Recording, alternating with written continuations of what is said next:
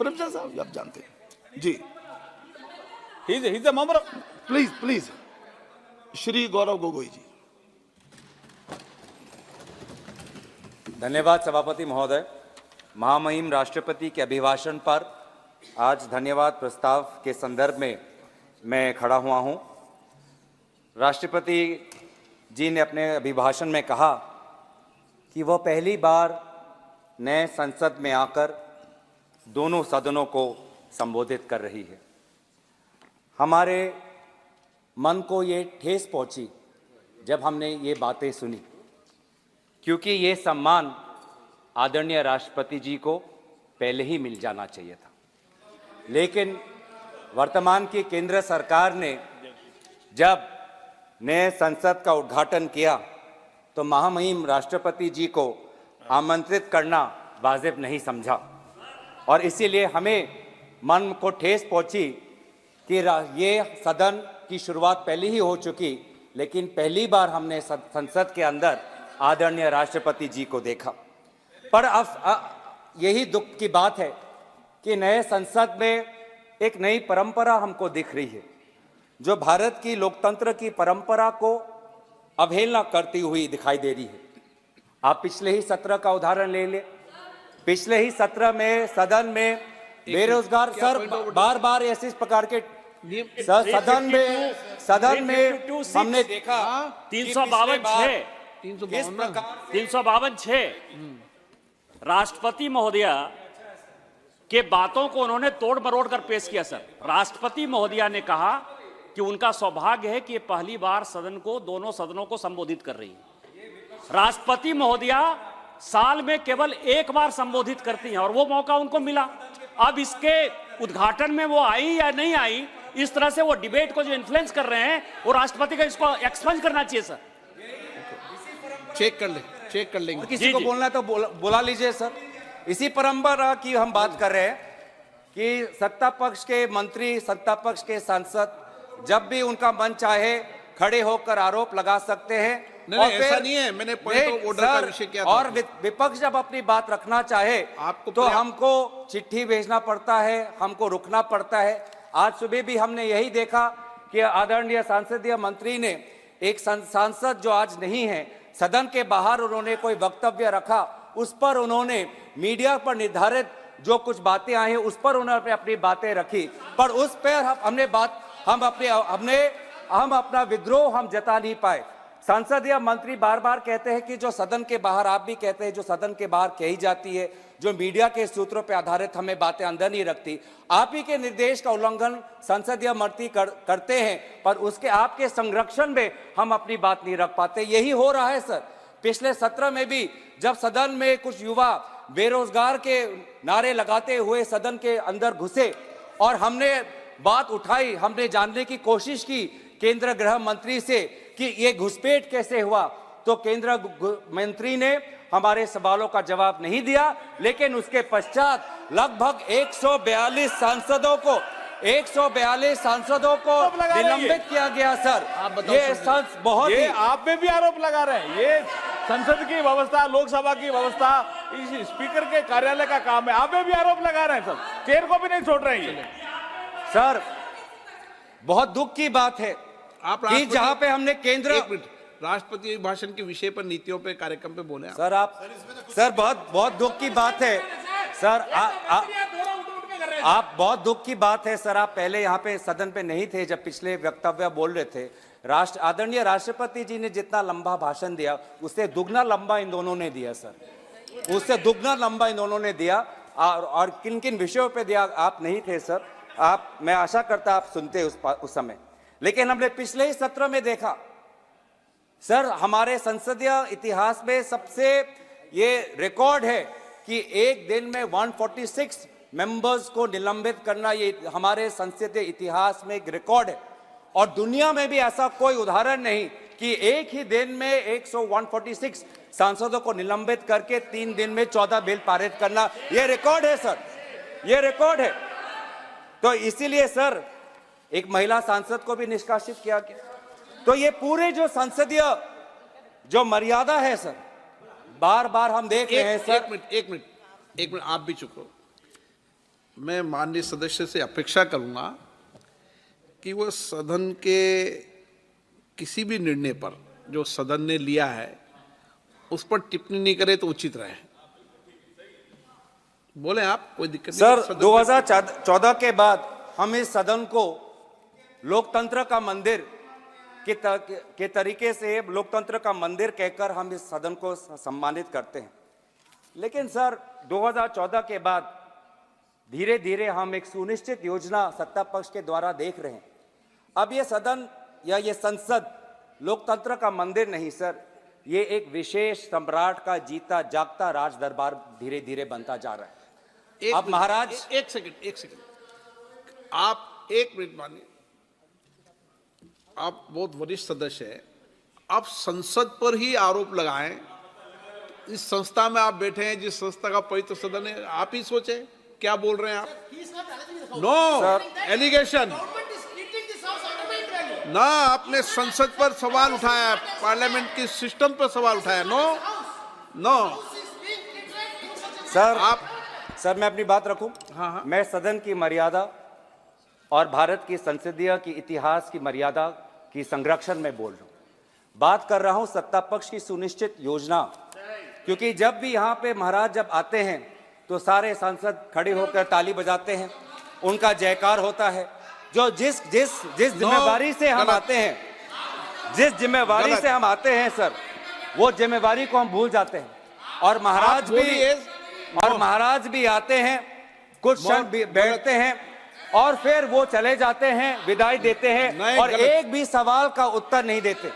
Sir, इससे पहले भी सदन में और इस संसद में बहुत से प्रधानमंत्री राष्ट्रपति के अभिभाषण में बोले ना माननीय आदरणीय अध्यक्ष महोदय, इस संसद की बात कर रहे हैं। संसद में बोले, संसद के इतिहास की बात कर रहे हैं सर। इस संसद के इतिहास में बहुत से प्रधानमंत्री आए हैं, सभी प्रधानमंत्री ने अपने अपने कर्तव्यों का पालन करते हुए प्रश्नों का उत्तर दिया। लेकिन हमने शायद पहली बार हमने एक महाराज को देखा जिसने 5 साल में किसी भी विभाग का प्रश्न का उत्तर नहीं दिया। गलत सर, ये ख्वाहिश हो सकती है सर, ये उनकी व्यक्तिगत ख्वाहिश हो सकती है कि भारत की लोकतंत्र को राजतंत्र में परिवर्तित कर दे। ये उनकी व्यक्तिगत ख्वाहिश हो सकती है, लेकिन उनकी व्यक्तिगत ख्वाहिश में विपक्ष अटकलें डालेगा। आज हम सदन में हम देखें सर, रिकॉर्ड पे देखें, आज इसी सदन में हमने देखा कि पिछले सत्र में जब विपक्षी सांसदों को निलंबित किया गया था तो 14 बिल 3 दिन में पारित हुए। अभी तो शुरुआत हुई है, धैर्य रखिए। 2 घंटे से हम आपकी बातें सुन रहे हैं, अब आप भी दो सुनने का धैर्य रखिए। 2 घंटे से हम सब बैठे हुए हैं, अब हमारी बारी है और सुनने का धैर्य रखिए। 2 घंटे से हम सुन रहे हैं, अब अगर आप सुन रहे प्लीज बोलना की शक्ति है। माननीय सदस्य प्लीज, आप नीतियों पर, कार्यक्रम पर कितनी भी तीखी आलोचना करो, लेकिन सदन के निर्णय पर मैंने पहले भी कहा था, आप सब वरिष्ठ लोग बैठे हैं, सदन के निर्णयों पर उंगली नहीं उठाएं। ना सदन के निर्णय पर उंगली नहीं उठा सकते आप। नो उठा सकते हैं। अभी तक सर आप बताइए। 78 सर, रूल 378 समय पूरा दीजिएगा सर। 378 समय पूरा दीजिएगा सर। कि स्पीकर के जो डिसीजन है सर, इस हाउस के जो डिसीजन है सर, इसके ऊपर कोई भी चर्चा नहीं हो सकती और कोई भी आरोप नहीं लग सकता। 378 यही कह रहा है सर, और 378 के हिसाब से सारा एक्सपेंस करिए सर। भाजपा के दूसरे वक्ता ने देश के भूतपूर्व प्रधानमंत्री पे आरोप लगाया और कुछ नहीं हुआ, कोई नहीं रोका गया। महिलाओं पर आपत्तिजनक बातें की गई, कोई अब रोका नहीं गया। तो सर, मैं बस तथ्य आपके सामने रख रहा हूं, कि इस 17वीं लोकसभा में out of 172 bills, 64 bills have been passed with less than 1 hour of discussion. This Lok Sabha, the current Lok Sabha, it will finish its 5 years without the position of Deputy Speaker being allocated to a member of the opposition. This 17th Lok Sabha, in the history of Lok Sabhas of India who have completed 5 years, will show the least number of sittings when it ends on Feb 9th. महामहिम राष्ट्रपति जी के अभिभाषण बोल रहे हैं, संसद में बोल रहे हैं। अध्यक्ष महोदय, मैं आप धन्यवाद। ये जो सुनिश्चित योजना है, और कि आप लोकतंत्र को खत्म करके भी बोल रहे हैं, पीठ पे भी बोल रहे हैं राजतंत्र को कायम बनाना, स्पीकर के राजतंत्रों को की जो एक परंपरा यहाँ पे स्थापित करने की कोशिश सत्ता पक्ष कर रही है, इस राजतंत्रों को बनाने में भ्रम एक विशेष अस्त्र इनका होता है। भ्रम बहुत जरूरी है लोगों को भ्रमित करने में, और सर इसमें तो ये माहिर है, ये सरकार तो सर इवेंट मैनेजमेंट में डॉक्टरेट है, और लोग कहते हैं इवेंट मैनेजमेंट, मैं कहता हूं अटेंशन मैनेजमेंट। ये अटेंशन मैनेजमेंट में ये इन्होंने पीएचडी की है कि कैसे लोगों का ध्यान भटकाया जाए। हम कहते हैं कि मणिपुर में प्रधानमंत्री क्यों नहीं गए, 190 लोगों की मृत्यु हुई, 50,000 लोग बेघर हुए, वो कहते हैं G20 देखो, प्रधानमंत्री पेरिस में है वो देखो। हम कहते हैं कि नोटबंदी में 100 लोगों की मृत्यु हुई, कौन इसका जिम्मेवार है, वे कहते हैं कि इश्तिहार में पेटीएम का इश्तिहार आया है उसमें मोदी जी का चेहरा है, आप वो देखो। हम कहते हैं कि चाइना आज हमारे जमीन पे कितना घुस आया है, चीन हमारे लद्दाख के किसानों के साथ मुठभेड़ कर रहा है, ये कहते हैं कि आप देखो कि मालदीव्स की तुलना में हम कितने ताकतवर हैं। हम कहते हैं कि अडानी पे सारे कोयला फैक्ट्री चला गया है, ये राहुल गांधी जी को निष्कासित कर देते हैं। किसान कहता है कि हर वर्ष मेरा किसान भाई लगभग 10,000 किसान आत्महत्या हो कर रहा है, युवा कह रहा है कि हम बेरोजगार हैं, महिला कह रहे हैं कि हम महंगाई से मर रहे हैं। आज आर्थिक असमानता बढ़ रही है, गरीब और गरीब, अमीर और अमीर हो रहा है।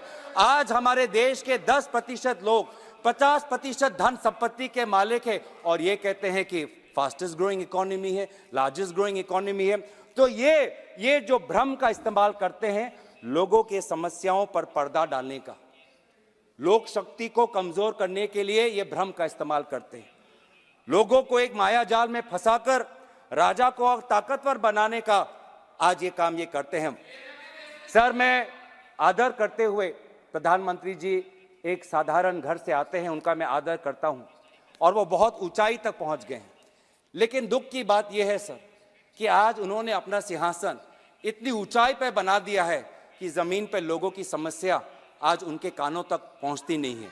बेरोजगार युवाओं के जो आंसू है उनको दिखाई देती नहीं। वो इतनी ऊंचाई पर है सर कि आज जब युवा कहता है कि मैं शिक्षित हूं, लेकिन 25 वर्ष के आयु से कम जो ग्रेजुएट है उसमें से लगभग 42.3% ग्रेजुएट बेरोजगार है, ये उनके ऊंचाई तक का उनके कानों पर नहीं पहुंचती। नौकरी की तलाश में सर आज हमारा युवा आज अवैध रूप धारण करके आज अमेरिका जा रहा है सर। हमने कुछ ही दिन पहले देखा कि कैसे 303 लोगों ने प्लेन चार्टर करके निकारागुआ तक गए, क्योंकि वो चाहते थे कि वो अमेरिका में जाए, कि वो रोजगार के तलाश में, नौकरी के तलाश में। आज ये है, हमने ये कुछ दिन पहले डुंकी एक पिक्चर आई, डुंकी सिर्फ पिक्चर नहीं है सर, डुंकी आज सच्चाई है।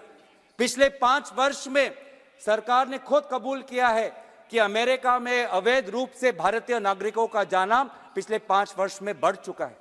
लगभग 2022-23 में लगभग 90,000 भारतीय लोगों ने अवैध तरीके से अमेरिका में घुसने की कोशिश की, कभी कनाडा के बॉर्डर पे, कभी मेक्सिको के बॉर्डर पे।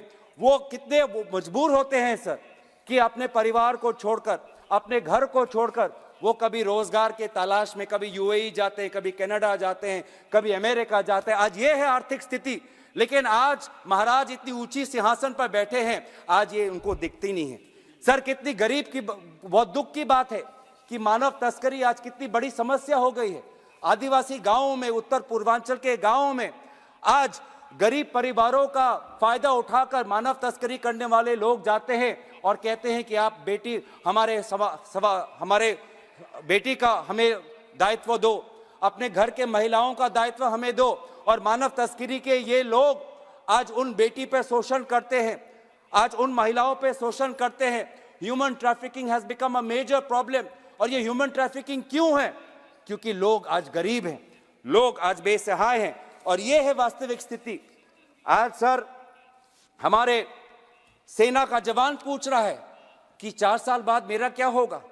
अग्निवीर की योजना किसने बनाई? मैं कहां जाऊंगा?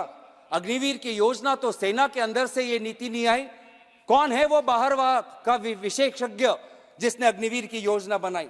मेडिकल का छात्र आज ये बार बार ये कहते हैं कि हमने बाहर से हमने छात्राओं को हमने बचाया। हमने बचाया, लेकिन बाहर जाने की अवसर क्यों पड़ी? मेडिकल कॉलेज की ये बात करते हैं, लेकिन क्या आपको पता है सर कि आज अगर देश के अंदर एक मेडिकल के छात्रों को अगर पढ़ना है तो करोड़ों रुपए उसको फीस देना पड़ता है। करोड़ रुपए नहीं है उसके पास, इसलिए वो आज फिलीपींस जाता है, कजाकिस्तान जाता है, यूक्रेन जाता है, रशिया जाता है, चीन जाता है, क्योंकि वहां पर वही जो करोड़ों रुपए यहाँ पे जो देने पड़ते हैं मेडिकल कॉलेज में, वो वहां पे लाखों रुपए देकर वो अपना एमबीबीएस डिग्री लेके आता है। यह है वास्तविक स्थिति।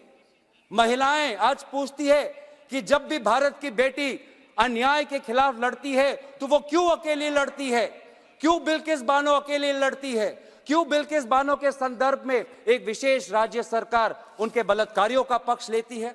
महिला खिलाड़ी पूछती है कि मैं लड़ सकती हूं, मैं लड़की हूं, लेकिन मेरे साथ तो कोई रहे, क्यों मैं अकेली पड़ गई हूं? कहां है वो व्यक्ति जो आज जब मैं पदक जीतती हूं तो मेरा स्वागत करते हैं, लेकिन आज मैं दिल्ली के सड़कों में मैं धरना दे रही हूं पर आज मैं अकेली हूं?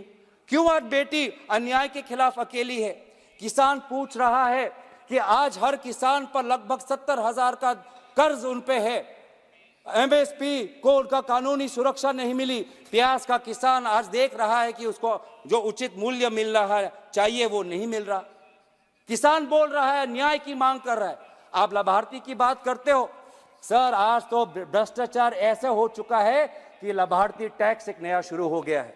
एक लाभार्थी टैक्स, अगर आवास योजना का घर चाहिए तो पहले लाभार्थी टैक्स दो, अगर पीएम किसान में अपना नाम अगर शामिल करना है तो लाभार्थी टैक्स दो, अगर उज्ज्वला में सिलेंडर कनेक्शन चाहिए तो लाभार्थी टैक्स दो। ये है वास्तविक स्थिति, लेकिन इस स्थिति को लेकर कोई बात नहीं करते, कोई यहाँ पे इन्वेस्टिगेशन नहीं। क्यों पहले पीएम किसान संपदा में 11 करोड़ लोगों को पीएम किसान मिलता था, वो 11 करोड़ से 3 करोड़ क्यों आया? क्यों घटाव हुआ?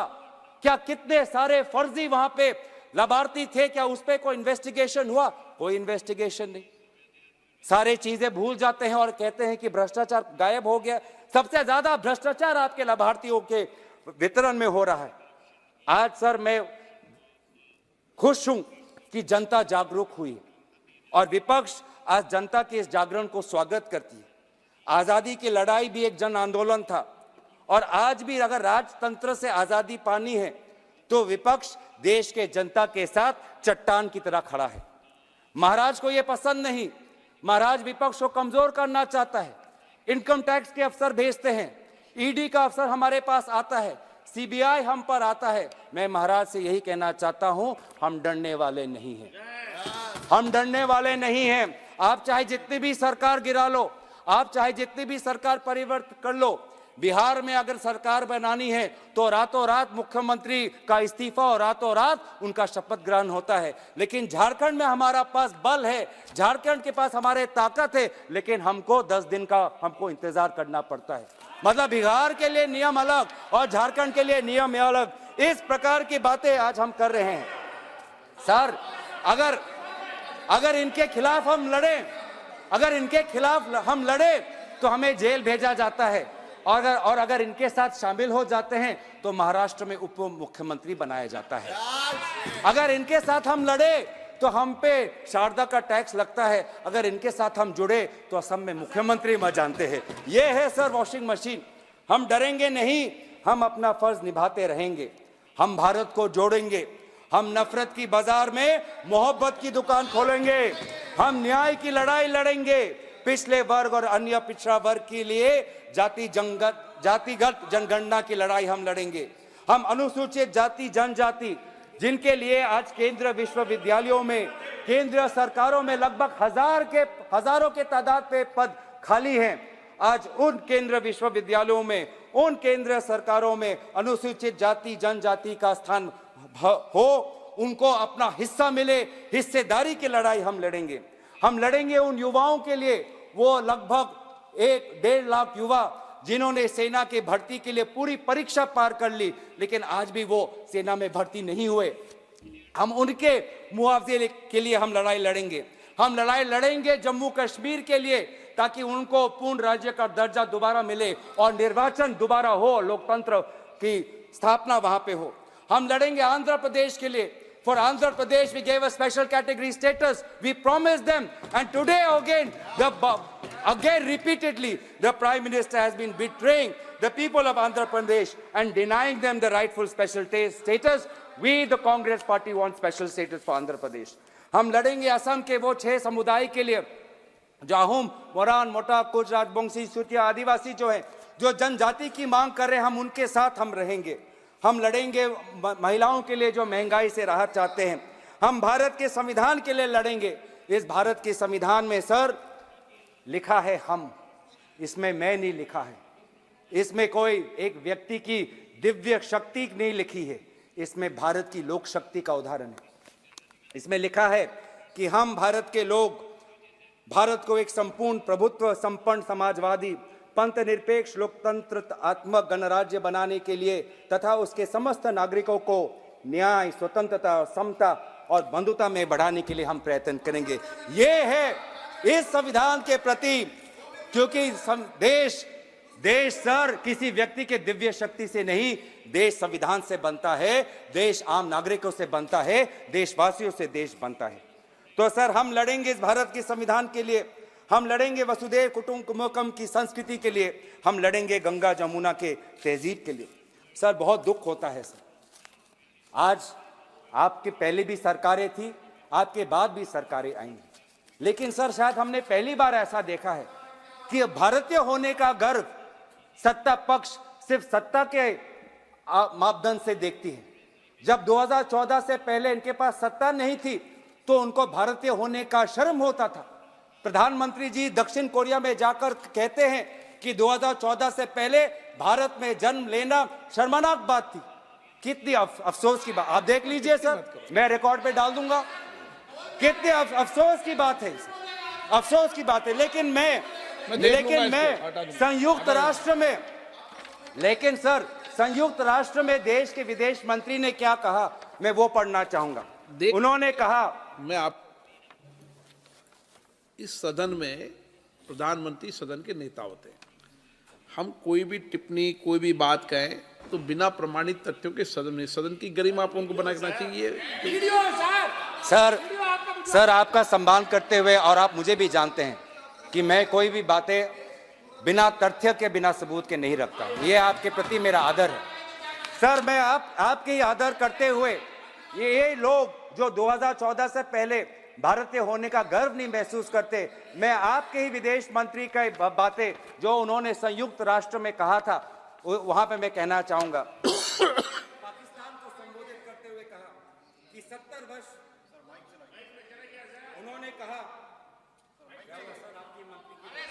उन्होंने कहा पाकिस्तान को संबोधित करते हुए कि 70 वर्ष के दौरान भारत में बहुत सारे राजनीतिक दलों की सरकारें बनी, लेकिन सभी ने विकास की गति को जारी रखा।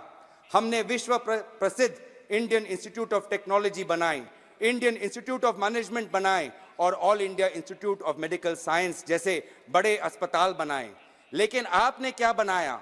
आपने आतंकवादी ठिकाने बनाए, टेररिस्ट कैंप बनाए। हमने स्कॉलर्स पैदा किए, इंजीनियर्स पैदा किए, डॉक्टर्स पैदा किए। आपने क्या पैदा किया? ये जो 70 वर्ष का जो विवरण किया है, ये आदरणीय सुषमा स्वराज जी ने विदेश मंत्री के पद पर रहते हुए भारत की गरिमा को उन्होंने सुरक्षित रखा। और कितनी अफसोस की बात है कि आप 2014 से पहले भारत के प्रति आप कोई गर्व नहीं महसूस करते। सर हम भारत के होने का हम गर्व महसूस करते हैं। 2014 के पहले भी, आज भी जब हमारे पास सत्ता नहीं, आज भी हम भारतीय होने का हम गर्व महसूस करते हैं और हमेशा हम करते रहेंगे। लेकिन सर मैं अंत में ज्यादा समय ना लेते हुए बंकिम चंद्र चटर्जी के वंदे मातरम की कुछ पंक्तियां कहकर अपनी वाणी को मैं विराम देना चाहूंगा। त्वम ही दुर्गा दश प्रहरण धारिणी, कमला कमल दल विहारिणी, वाणी विद्या दायिनी, नमामि त्वाम नमामि, कमलाम अमलाम अतुलाम, सुजलाम सुफलाम मातरम, वंदे मातरम। भारत कब विकसित होगा? ये कोई अंतर्राष्ट्रीय संस्था या कोई विशेष व्यक्ति नहीं। भारत तब विकसित होगा जब हम संविधान के अनुसार सामाजिक, आर्थिक और राजनीतिक न्याय सबको मिलेगा।